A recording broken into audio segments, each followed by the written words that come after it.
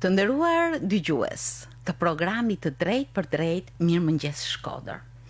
Ju përshëndes nga studio jon ku çdo ditë me të ftuarit tan transmetojmë informacione dhe mesazhe që ju shoqërojnë në ditën tonë. Siç po e shihni edhe nga pamjet, sepse ne transmetojmë live edhe në faqen tonë Live Radio Shkodra. Pamja sot në studio nuk është krejt e zakonshme për shkak se akoma Keshi nuk ne ka sjell dritat në studio, ne punojmë me mundësitë tona, natyrisht, por siç duket edhe në këtë rast Keshi e theu fjalën në orarin e ardhjes së dritave.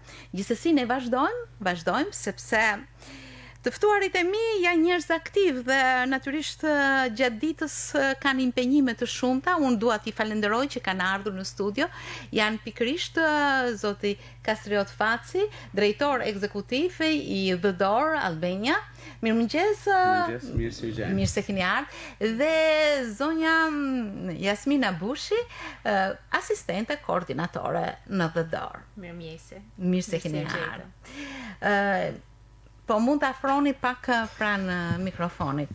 Të ndihmosh njerëzit në nevojë. Është motoja e The Door. Natyrisht në një aktivitet të përditshëm prej shumë vitesh madje, dhe gjë që shihet pasi është diçka më së dukshme, po të bësh një segment rrugor në qytetin e Shkodrës, natyrisht nuk do të dëshironim që të kishim shumë njerëz në nevojë, por sa shumë dëshirojnë ndihmë këto njerëz. Dhe prania The Door është e dukshme, me mjaft mjete lëvizse, me mjaft ndihmesa ose mjete të tjera që ato mund të shërbejnë për në ndihmë të tyre. Një fokus i madh i aktivitetit tuaj, apo jo? Po, rrallë parë faleminderit shumë zonja Merita për mundësinë që po na jepni, që të komunikojmë nëpërmjet radio dëgjuesve të Radio Shkodrës me komunitetin e Shkodrës dhe me gjerë. Në fakt është disa herë që ju po na krijoni këtë mundësi dhe për ne është një komoditet jashtëzakonshëm sepse ndihen efektet e radios edhe të medias dhe pushteti dhe forca e saj. Ne dëshirojmë të shërbejmë. Faleminderit. Po, në këtë moto në fakt ne kemi të përbashkët sepse motoja e organizatës The Door, siç edhe thatë edhe më sipër, është të shërbejmë komunitetit të Shkodrës. Dhe natyrisht kur mendojmë të shërbejmë komunitetit të Shkodrës, kemi dhe ne ato target grupet tona, cilat fillojnë që nga njerëzit që janë me mundësi të kufizuara ose me thënë ndryshe, me aftësi ndryshe, deri tek gjithë qytetarët e tjerë, dhe pse jo, ndoshta duke fokusuar punën tonë dhe tek fëmijët dhe të rinjt, masi janë ata që janë e ardhmja e këtij vendi dhe janë një pjesë shumë e rëndësishme e komunitetit.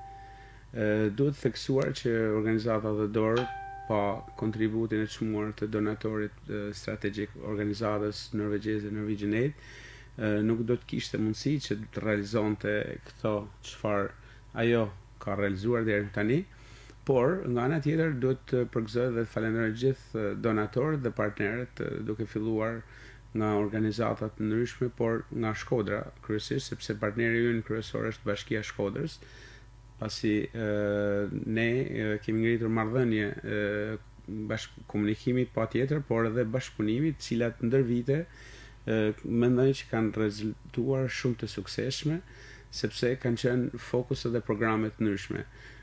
Do të përmend këtu së fundi dhe bashkëpunimin që kemi pasur me Bashkinë e Shkodrës për programin Reload, ku nëpërmjet aktivizimit të fëmijëve dhe të rinjve kemi realizuar ekipin ose grupin, klubin e Taraboshit Junior, i cili është një grupim i fëmijëve dhe të rinjve dhe adresimi ose fokusimi në aktivitete në natyrë, ku synohet rritja e dashurisë, rritja e dashurisë për vendin e vet, por edhe jetesa pa varur në natyrë, që është sot një trend bashkëkohor ku gjithë duhet i drejtojmë. Por kryesisht ne fokusohemi tek personat në nevojë, siç e thatë edhe ju përsëri, po bin përsëritje të asaj që ju bat ju, Ne jemi shumë krenar sot kur dalim rrugët e qytetit Shkodrës, pasi shohim që takojmë njerëz cilët dikur do ta kishin ëndër delshin në qytet dhe kishin një jetë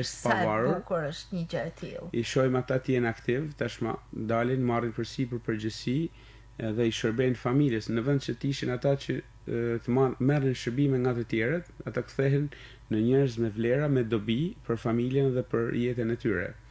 Janë një numër shumë i madh përfituesish, jo vetëm në Bashkinë e Shkodrës, duhet ta theksojmë që ne së bashku me Drejtorinë Rajonale të Shërbimit Social Shtetëror kemi bërë një kontratë disa vjeçare për vazhdimin e mundësisë së shpërndarjes të mjeteve për persona me aftësi ndryshe, siç janë karrocat elektrike, skuterat, mjete mjaft moderne, të cilat sot i shef prezent jo vetëm pranë në qytetin e Shkodrës, por edhe më gjerë në gjithë qarkun e Shkodrës. Kena ndihmu njerëz së bashku me shërbimin social shtetëror me zonën Valbona Tula në bashkinë e Vaudes, bashkinë e Puks dhe Fusharsit, bashkinë e Malësisë Madhe dhe në komplet njësitë vendore të Bashkisë Shkodër. Janë projekte të cilat më thanë drejtë na bën ne shumë unik për shërbimet tona, masi nuk ka asnjë organizatë ose një mundësi tjetër ose qoftë edhe institucione shtetënore nuk e ka një mundësi që të shërbejnë komunitetit me këto mjete mjaft të rëndësishme, sepse kanë një çmim shumë të shtrenjtë edhe kërkojnë shumë impenjime, qoftë financiare. Këto mjete si merren falas, kundrejt një pagese modeste? Në fakt, gjithçka që i bëhet nga organizata dhe dorë është falas, edhe për këtë është një vlerë e çmuar për qytetin, por ndoshta për të treguar më shumë rreth procedurave se si njerëzit aplikojnë, si si janë këtë punë, është edhe kolegja ime, Jasmina, e cila punën të futemi në këtë sektor, sepse me sa shoh The Door ka shumë projekte, disa projekte, e rëndësishme shumë ndihma, dhe kjo është diçka imediate, shumë humane, shumë e ndjeshme, por nga ana tjetër edhe projekte dhe programet e edukimit të qasjes me natyrën, të aktiviteteve të shumta përbëjnë një sektor mjaft të rëndësishëm të The Door. Le të ndalemi pikërisht tek ndihma, sepse ndihma është diçka imediate. Dikush ju drejtohet, si ju drejtohen ju njerëzit që kanë nevojë që identifikojnë një problem të tyre të pamundësisë dhe ju si kontaktoni me ta? Mirëmjesi. Përshëndetje edhe një herë. Atëherë, sigurimi i një jete pa barriera është një projekt shumë i rëndësishëm i The Doorit. Njerëzit të pas shumë nevoja për mjete lvizje, mjete ndihmëse për të lehtësu lvizjen këtyre njerëzve vinë çdo ditë kemi kërkesa të shumta. Ato vinë sparit, paraqisin problemin, marrin informacion nga ne kemi një renditje dokumentacioni që ato duhet me paraqit. Në rast se personat kanë sjell një familjar dhe nuk ardh vetë i smuri, duhet marrë i smuri që mu identifiku nevoja e tij ose saj për çfarë mjetit ka nevojë, sepse ne kemi një sër mjetesh ndihmëse për këto persona me aftësi ndryshe. Identifikohet rasti, cilësohet mjeti me cilin personi ka nevojë, si dhe dokumentacioni, masanaj vendoset në një rrallë pritje, ku rralla është shumë e gjatë pasi kemi shumë njerëz që kërkojnë. Megjithatë, Jasmin, desha të bëja një ndërhyrje. Shpesh këto njerëz janë të pamundur për të lëvizur. Si vijnë tek ju? Sepse kemi shumë raste të tilla të pamundësisë me të cilën kërkohen të jenë aty. Për shembull, le të përmendim identifikimin e kartave të identitetit kur njerëzit janë të pamundur të shkojnë atje, si mund të shkojnë? Aleat nuk shkon. Ju shkoni tek njerëzit që kanë nevojë për të identifikuar në vend, apo gjithmonë duhet të vij me një mundim të jashtëzakonshëm, sepse me barrel është shumë e vështirë të vish, po edhe mund të vij kur ka një nevojë. Njerëzit që kanë probleme dhe kanë dëshirë me marrë një nga mjetet lëvizse, normalisht duhet me pas një fije aftësi fizike, të paktën në momentin që ulen në një karrocë elektrike, marrim shembull karrocë elektrike ose skuter, duhet me kenë të aftë ta lëvizin, ta komandojnë atë.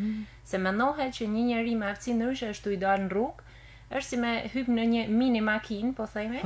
Dhe duhet me pas po themi aftësi minimale sa, kështu që edhe dëshire.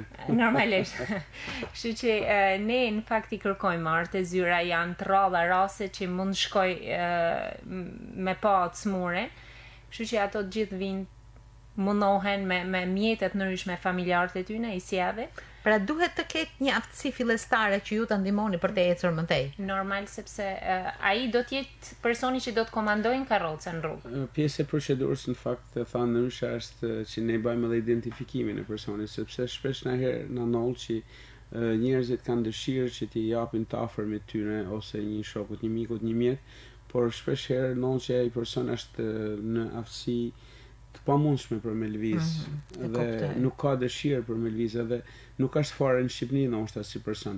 Sepse na ka ndodhur që vinë besueshmëria është. Na ka ndodhur që vinë edhe nga Italia, nga Zvicra, nga Amerika për me marr një mjet tillë. Gjë që domethënë atje kanë pamujtur me e ble, sepse duhet të theksojmë që një mjet i tillë kushton nga 2000 euro e sipër.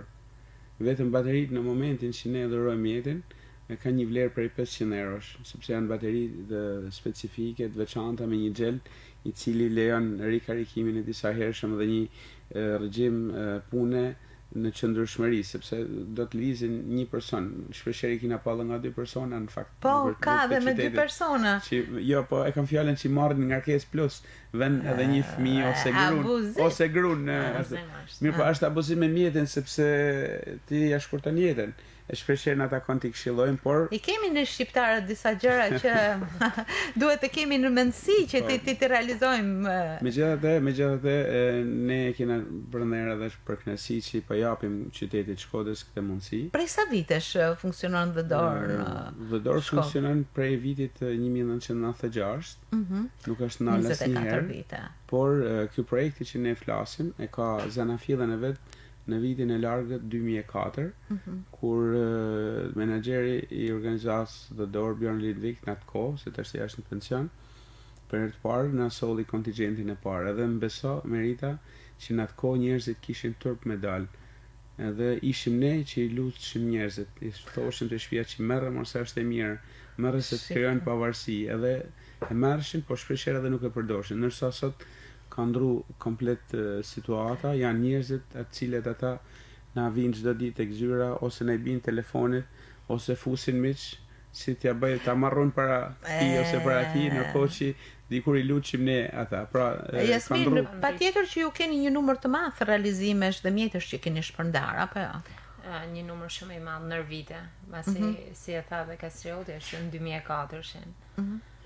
Por 16 vjet nuk janë pak. Sigur nga 2 skutera në vjet me van, i bën 32. Po mendon që ne shpeshherë kalojmë ndoshta në 50-60 cop në vit. Ka shumë njerëz që kanë nevoja në Shkodër.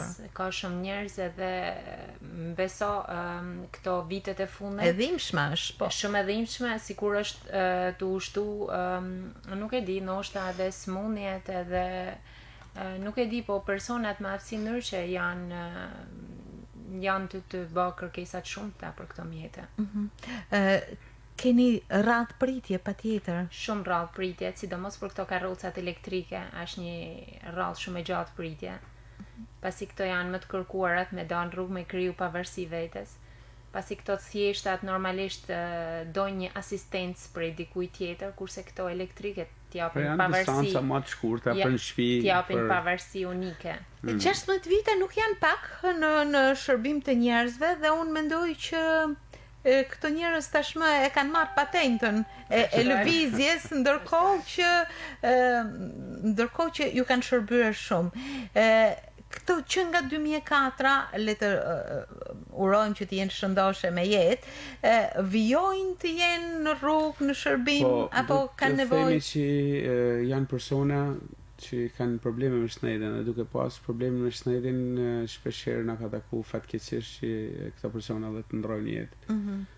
Kujtoj pionierët e parë, domethënë të përdorimit të këtij mjetit, për shembull Ramazan Boci, Arben nuk kujtohet më emri tash. Në disa të ndjerë, cilët janë largu nga kjo jeta, por mjaft në afërsi siç duket me. Po kena pas shumë lidhje me ta sepse ato domethënë kanë një shprehje kur vinë te zyra jonë thonë Zoti në qiell dhe jo në tokë na keni lehtësu jetën.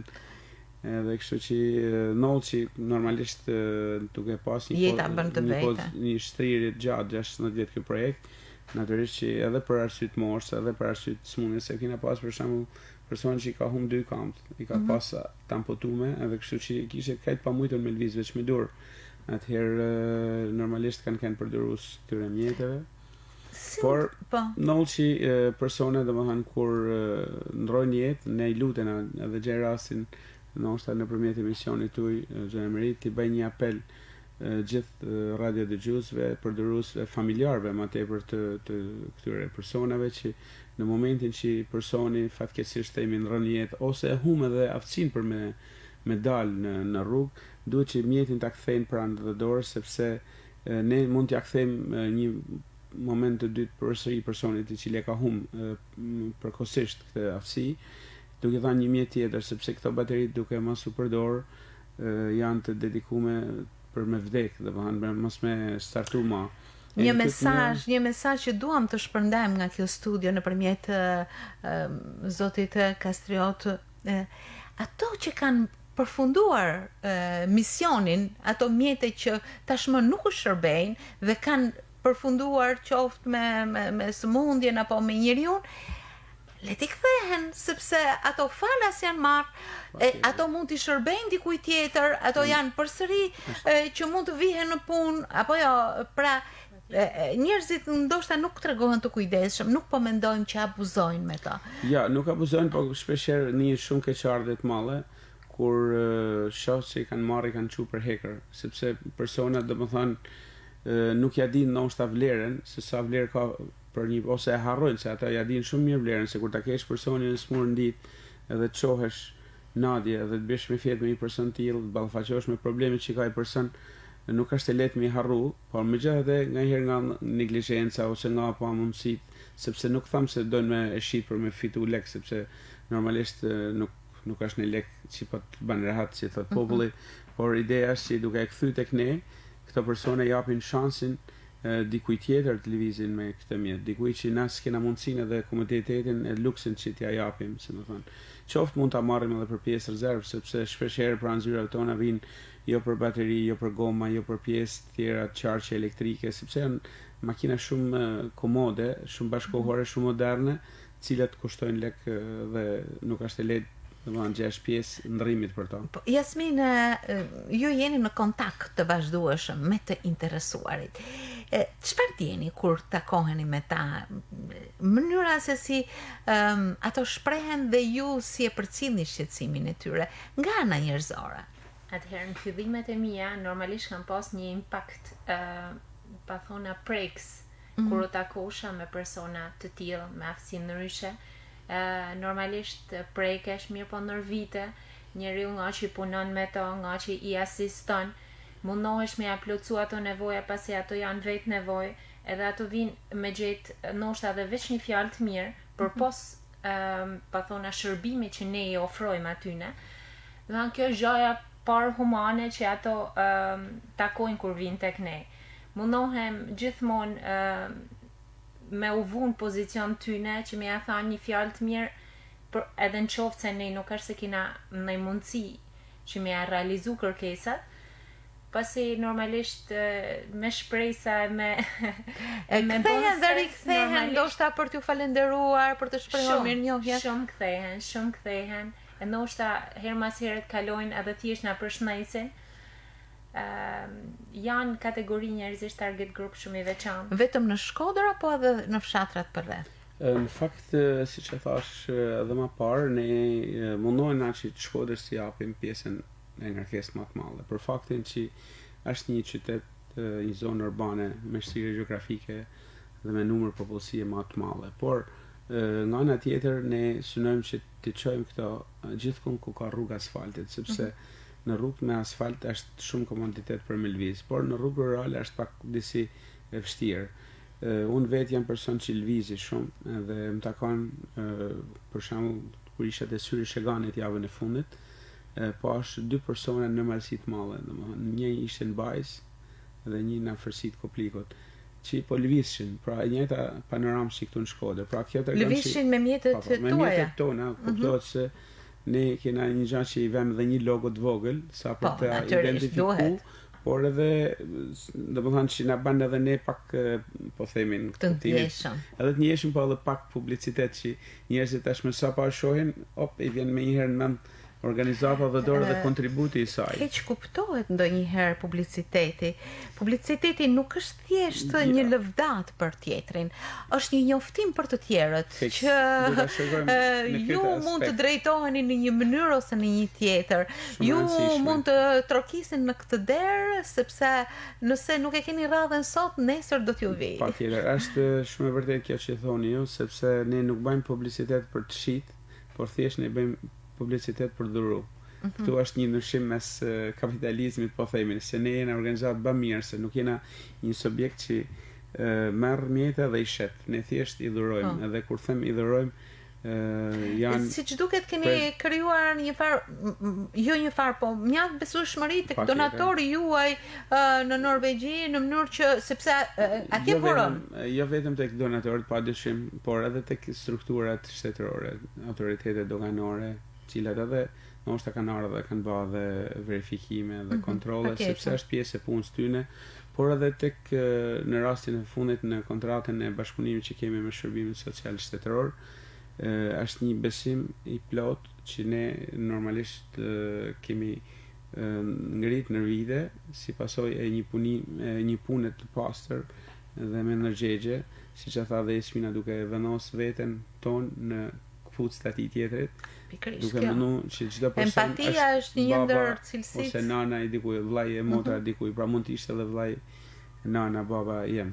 Kështu që në këtë mënyrë ti dën më të mirën e mundshme për. Por jo vetëm mjete lëvizje, por edhe mjete të tjera ndihmëse, apo jo Jasmin? Patjetër, ka paterica, ka rulator, ka karrige tualetit, janë shumë të nevojshme, sepse sot shohim që smundjet e diabetit edhe fatkeqësisht smundja e shekullit, kanceri, po ndikojnë negativisht tek mobiliteti i këtyre personave dhe janë ato momentet e fundit ballafaqimit sfidave në jetë që ka një person i cili vun nga kanceri, qoftë për panolini, qoftë për karrocën e tualetit, qoftë për shtretër, qoftë për dyshek, sepse janë persona që qëndrojnë kohë gjatë në dyshek edhe ne afrojmë edhe këtë mundësi që t'i japim disa dyshek, të cilët nuk e lejojnë trupin të krijojë probleme me lëkurën ose me plagë si pasojë qëndrimit të gjatë në një pozicion.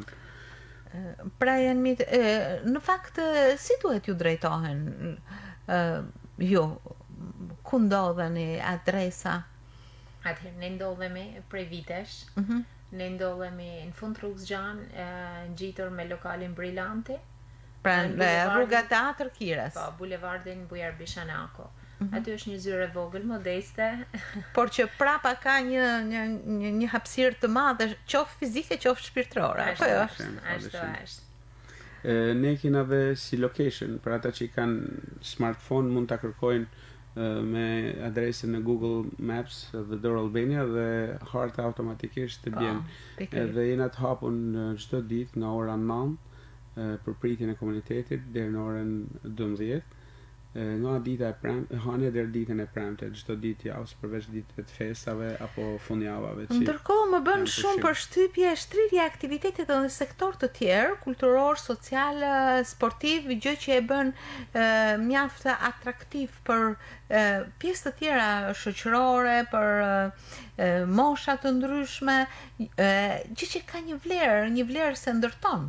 Është vlerë humane në radhë të parë, apo jo? Po në fakt duke pas edhe parasysh nevojat që ka komuniteti për të zhvilluar, edhe duke pas parasysh edhe potencialet që na kena si organizatë. Ne jena shumë kërkues ndaj vetes edhe ndaj partnerëve për të shtrirë veprimtaritë, jo thjesht në bamirësi, domethënë me këto karrocat ose me shpërndarjen e ndihmave ose ky është një sektor mjaft i rëndësishëm. Por edhe me aktivitete siç e thatë ju, që synojnë përfshirjen e komunitetit, që synojnë aktivizimin për një qytetari aktive nëpërmjet veprimeve, duke dhënë mundësinë që ata të ndrojnë stilin e jetesë, të përfshihen në festa të ndryshme. Për shembull, së fundit kena shkruar një kontratë të re me Bashkinë e Shkodrës nëpërmjet programit Reload, e cila synon të realizojë 3 festa. Festa e biçikletës, që tashmë është traditë që ne po realizojmë prej vitesh, ka më shumë se 4 vite të fundit që kena vazhduar në vazhdimsi. Do të bëhet një turnament këtë vit me datën 19 shtator, ditë e shtunë i takon. Në qoftë se kuptohet situata e Covid-19 do të na lejojnë, do të bëhet një turnament që bëhet për herë të dytë në fakt, po për herë të parë nga ne, edhe nga Bashkia e Shkodrës, që quhet turnamenti cross country me biçikletë, në nderim edhe të përdoruesit të biçikletës, të ndjerit Gilman Bakalli. Kështu që ne këtë rallë do të synojmë që të turnament të alvizim, sepse vitin e kaluar u bë nga Vilza në Gjoç, në Ragam nga ana tjetër e qytetit, nga ana lindjes. Tash do të kalojmë në prendim, do të vim në malin e Taraboshit, ku synojmë që shtigjet e Taraboshit t'i fusim këtë herë në vëmendje nëpërmjet këtij aktiviteti të bukur me biçikleta. Aktiviteti i tradicional i përvitshëm tjetër që ne kena nënshkruar në këtë marrëveshje partneritetit është edhe Lojra Popullore Fest. Po, ju keni krijuar një traditë në balkonin qysh në 2008. Zonës Anës Mali. Qysh në 2008 në amfiteatrin natyror në fakt anën e Malit është bërë 3-4 vite të fundit, por në 2008 ka startuar festivali i lojrave popullore me pjesëmarrjen e trupave rinore, të cilat vinë jo vetëm nga vendi jonë, edhe nga qarku i Shkodrës, por vinë edhe nga larg. Vinë nga Malizi, nga Kosova, nga Maqedonia. Biles na ka takuar që kena pasur edhe trup që ka ardhe nga shqiptarëve të Norvegjisë, vinë edhe performojnë folklor, manifestojnë vlerat tona etnografike, qoftë në veshjen, qoftë me këngën, qoftë me lojrat, që janë tipike lojra, pra ne dhe ka marrë edhe festivali emër tillë. Këtë herë është parashikuar të realizohet me datën 3 tetor në Muzeun Etnografik të Shkodrës. Është një herë e parë që e bëjmë në këtë vend. Është një aktivitet i cili edhe kjo është spostuar sepse është bërë çdo pranverë në fakt. Por për efekt situatës u detyruam ta shtyshim. Dhe eventi i tretë brenda kësaj kontrate është edhe jo çelja, se tashmë nuk do të kemi në një çelje kështu zyrtare, por festa Velipojës, ku janë parashikuar disa aktivitete në muajin gusht, dikon me datën javën e parë të muajit gusht. Më duket i takon data 7 ose 9 ditë shtune në Velipoj, ku do të realizohen me përfshirjen e komunitetit disa aktivitete masive në ranë edhe në rezervate kështu me radhë. Por përveç kësaj, në sfundi organizata dhe dorë po zbaton edhe një projekt tjetër në Malsinë e Madhe, ku në fokus saj janë 2 shkolla, në fakt ishin 3, por tash për momentin po punojmë fort në 2 shkolla tjera. Ishte shkolla Vrakës, shkolla Gromirës, gjimnazi Gromir dhe gjimnazi Sherif Hoxha në Koplik. Shkolla hapur, shkolla shnetshme në shërbim të komunitetit, është edhe titulli i projektit. Po çfarë është shkolla? Është një cikël angazhimesh nga nxënësit edhe nga mësuesit, por edhe nga komuniteti i prindërve, për ta kthyer shkollën që në orën 1 sahati të drekës, kur i vetë Chelsea, të jetë një shkollë e hapur, ku fëmijët edhe të rinjt kanë mundësi për me marrë pjesë edhe me rrit vlerat e tyre në aspektin social dhe kulturor nëpërmjet përfshirjes në aktivitete. Këto aktivitete kanë dhe rritjen e ndjenjes dhe dashurisë. Do të them një fakt që nuk është shumë favor të komunitetit, por nxënësit e shkollës, maturant të Gruemirës edhe të Koplikut, megjithëse kanë shumë afër syrin e Sheganit, fatkeqësisht nuk kishin kanë asnjëherë më parë. Edhe gjatë vizitës shprehin shumë emocione edhe shumë kënaqësi, dhe thoshin si ka mundësi kaq afër pasi na kanë kësaj bukurie dhe s'ja kena ditë vlerën. Në fundjavën e shkume, për shembull, bëra një vizitë në shpellën e plumave në Reç, edhe atje edhe aty ishte hera parë. Edhe gjithë pa përjashtim ishte hera parë që u futeshin një shpellë. Jo vetëm këtë shpellë, po fuqin jetën e tyre në shtëpi. Kjo tregon për nevojën për të ba ma shumë me nxënësit, me fëmijët, sepse janë disa gjëra që ti nëse nuk i përjeton në atë moshën kur je i ri, është vështirë kur të vijë një moshë. Në radhë të parë është ushqim ndjesor. Është ushqim ndjesor sepse ty të jepet mundësia që ti të shikosh diçka edhe të bësh diçka ndryshe dhe automatikisht të lind pastaj dëshira dhe të rritet brenda me rritjen tënde, të rritet dëshira për të marrë pjesë sa më shumë në këtë aktivitete dhe pse jo, siç e thash në fillim, për ta dashur vendin tënd më shumë, por duke dashur edhe vendin ti dën edhe natyrën, je edhe më i përgjegjshëm ndaj saj. Nuk abuzon me natyrën. Çfarë interesit kanë paraqitur këto programe që ju keni patur dhe zhvilloni vazhdimisht? Me sa kam nga informacionet e aktiviteteve që ju keni zhvilluar, mjaft prej tyre kanë rezultuar jo vetëm në komunitetin e Shkodrës, ju e thatë pak më herët, por dua t'i drejtohem për shembull ditës së biçikletave, e cila ka ftuar nga Kosova, nga Gjakova, grupe, madje edhe me foto ekspozita, nëse nuk harroj. Pra, ka krijuar jo thjesht aktivitetin, por një lidhje dhe ndjeshmëri mjaft të madhe. Është vërtet duke qenë, po themi në kuptimin figurativ, në treg, sepse po flasim tash në baza reale.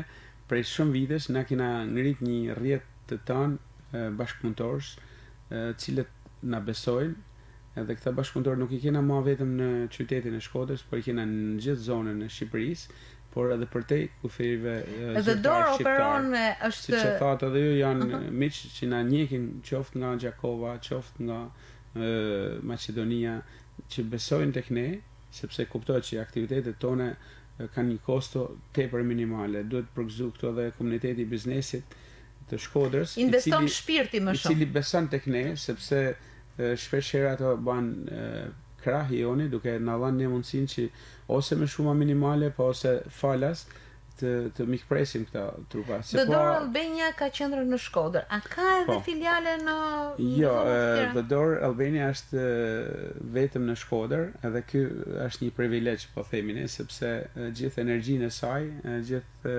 kapacitetet intelektuale dhe monetare i ka vënë në shërbim të Shkodrës edhe në këtij komunitetit.